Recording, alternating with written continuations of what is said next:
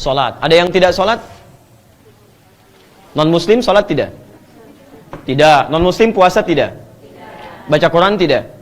Nah, sekarang kita minta sama Allah, ya Allah, saya salat, dia tidak salat. Saya puasa, dia tidak puasa. Saya baca Quran, dia tidak baca Quran. Apa perbedaan antara saya dengan dia? Saya bekerja, dia bekerja. Tempatnya sama. Nah, sekarang perhatikan baik-baik ya. Ketika ibu bapak bermohon kepada Allah Subhanahu wa taala, ya Allah, saya beriman, dia tidak beriman. Saya sholat, dia tidak sholat. Apa perbedaan antara saya dengan dia dalam hal mendapatkan rezeki? Lihat baik-baik. Khusus bagi orang beriman, Allah turunkan ketentuan yang kedua, kalau ibu kerjakan ini, maka rezekinya diberikan lebih cepat daripada orang biasa. Saya ulang ya. Anda kerjakan isi di ayat ini, maka Anda akan mendapatkan rezeki yang cepat dari Allah, dari umumnya orang biasa. Quran surah kedua, ayat 172.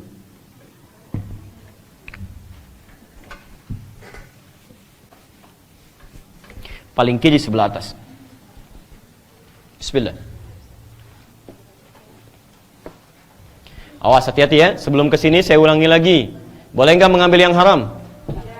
Dah, hati-hati ya. Jika teman-teman juga ada yang disogok, ada macam-macam, jangan pernah ambil. Karena ketika Anda mengambil yang haram, akan mengurangi rezeki yang halalnya. Tinggalkan. Ustaz, ada yang nyogok 10 juta, saya tinggalkan. Masya Allah. Oh, tapi waktu dikasih 1 miliar, saya istikharah dulu. Masya istikharah dulu. Ya, tidak sih. Mau 1 juta, 1 miliar, Anda tinggalkan. Nah, nggak ada faedahnya. Di sini. Bismillah. Lihat ayatnya. Kita lebih tingkatkan pengetahuannya ya, supaya kita banyak mendekat pada Al-Quran. Ya ayyuhalladzina amanu. Yang tadi, ya ayyuhan nas. Kalau nas, masih manusia. Muslim manusia bukan? Non-muslim manusia bukan? Ayat itu berlaku untuk muslim dan non-muslim. Sekarang, ayatnya dibuka dengan kalimat iman. Ya ayyuhalladzina amanu. Kalau ada ayat Quran dibuka dengan kalimat iman, indama tajid fil Qur'anil Karim ayatul Quran maftuha bi kalimatil iman, fa ma'na muwajjah lil ahli iman khassa duna ghairihim. Ya. Jadi kalau ada kemudian, awas hati-hati ya, ada kemudian ayat dalam Al-Quran dibuka dengan kalimat iman, maka ayat ini hanya ditujukan pada orang beriman, tidak selainnya. Nanti diingat baik-baik ya, karena nanti panitia memberikan kabar gembira, ada 20 hadiah spesial di siang ini, ya, bila sekiranya nanti ada yang bisa menjawab pertanyaan dari panitia sesuai dengan materi yang kita bahas di hari ini. Ya, makanya kalau kira-kira cepat lupa, cepat ditulis, karena manusia itu kalau sudah lupa suka nggak ingat nanti. Ya, tulis ini. Ya ayyuhalladzina amanu, hai orang-orang yang merasa beriman kepada Allah. Teruskan. Kulu min thayyibati ma razaqnakum. Kulu, tetap hukum tidak berubah, ikhtiar. Di sesoleh-solehnya orang, tetap ikhtiar juga. Nggak bisa kemudian berdoa, rizki turun. Tiba-tiba datang ke masjid. Masjid dalam misalnya renovasi. Kubahnya belum ada. Orang paling soleh dihadirkan ke masjid. Berdoa, ayo.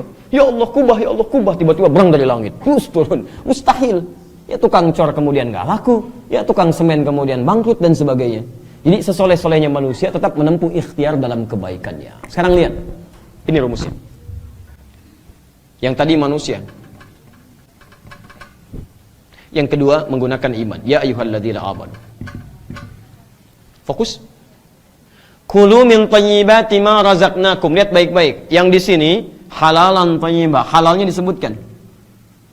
Untuk yang beriman, halalnya dibuang.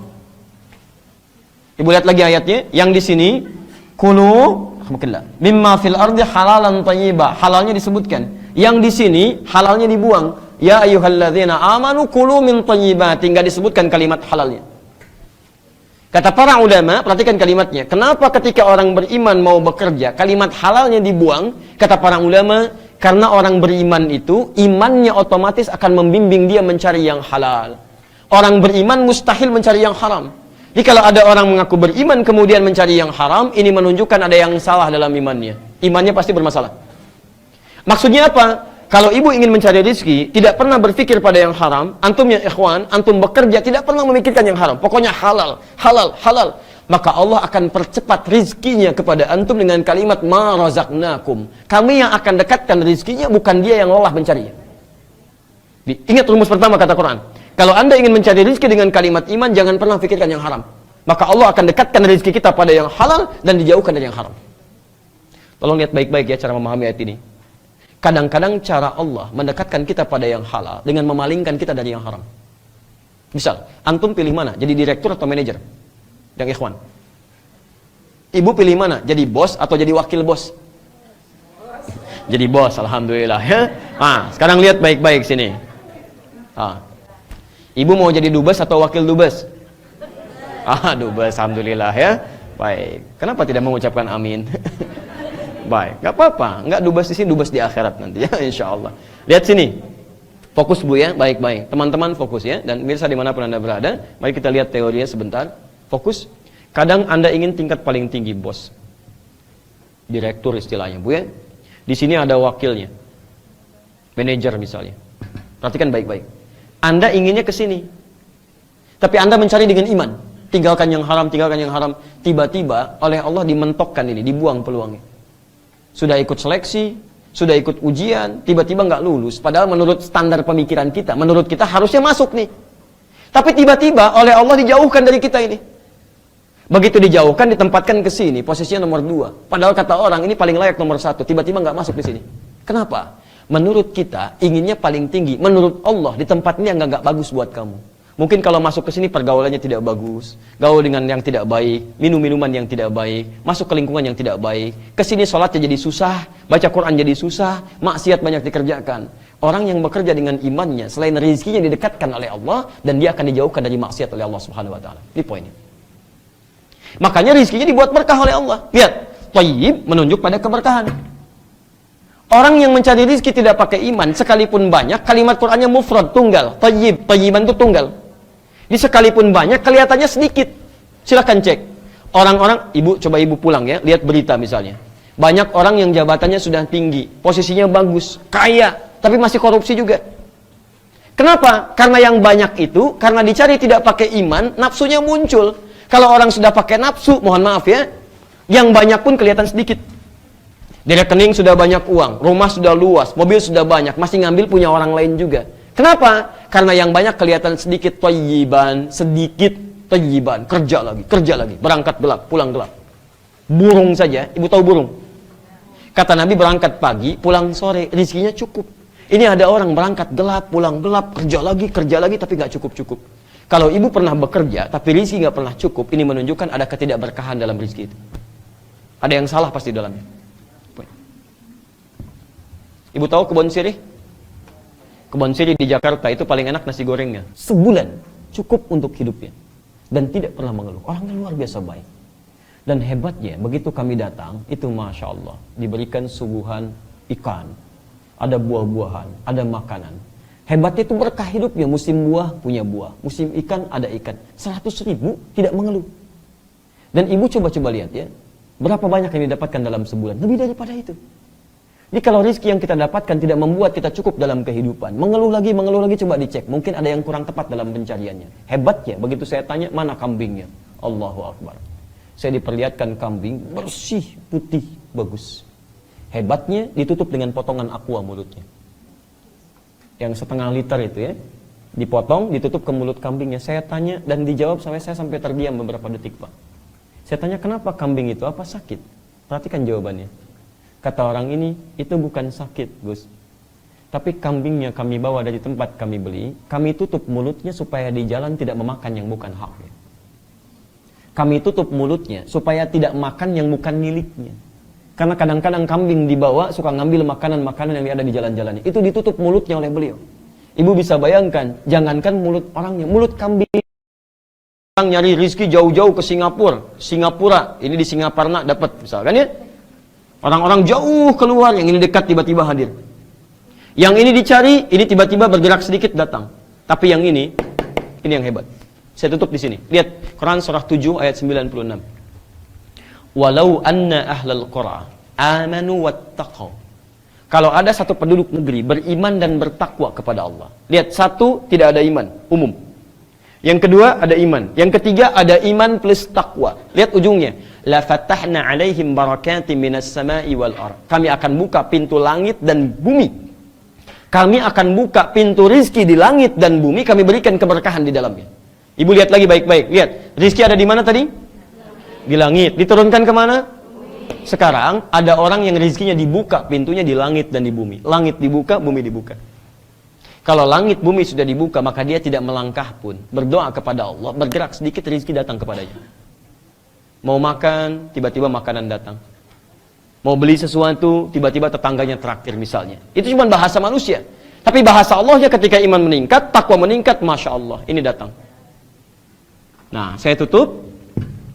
Bagaimana cara mencari rizki dengan iman dan takwa? Kalimat takwa disebutkan di Quran 115 kali. Di antara maknanya, itu ada dua. Satu,